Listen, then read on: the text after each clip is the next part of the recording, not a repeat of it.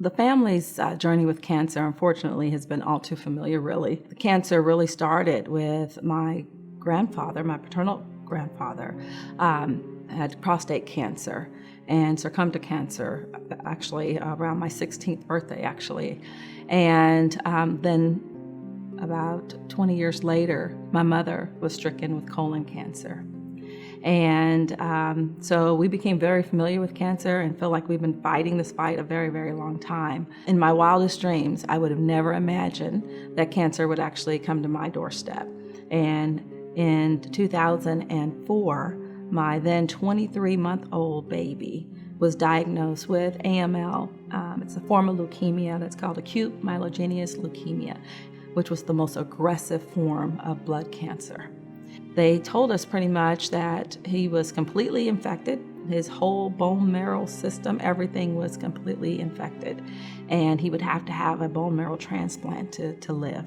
We were in for the fight of our lives, is what they told us. So our only hope was to count on the research that's being funded, obviously, by American Cancer Society and all of their efforts to help these doctors find these cures and get these new medicines to the market as quickly as possible.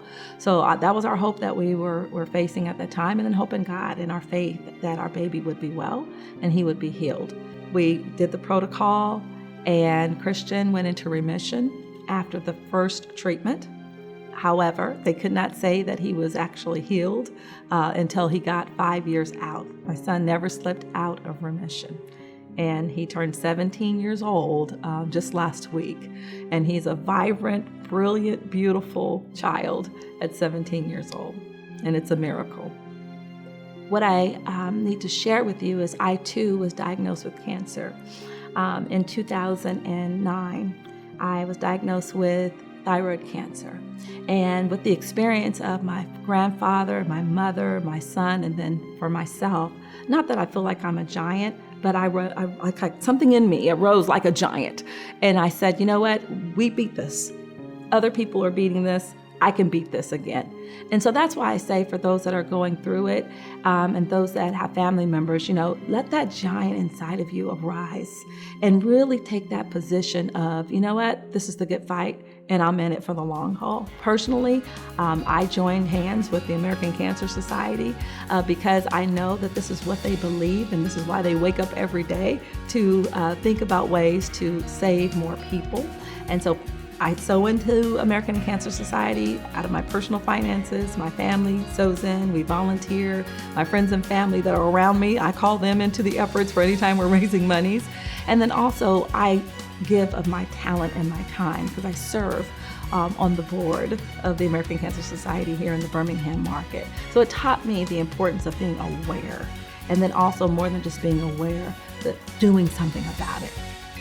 Well, the Hope Lodge is really a haven. It's a safe haven. It's a place of peace. It's a place of faith, and it's a place of hope.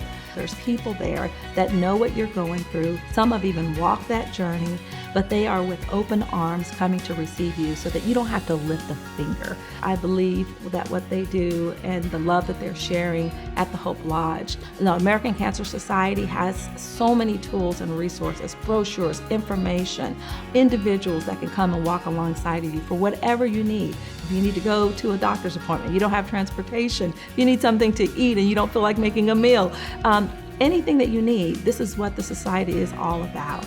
For individuals that are battling cancer or even a family member, I just feel like it is the darkest day. It's the unimaginable. No one can prepare for this. You're going through your daily life, and then this diagnosis just rocks you to your soul. The number one thing that I would say is that know yourself and know that you are strong. Know that you are equipped and you are prepared to fight this.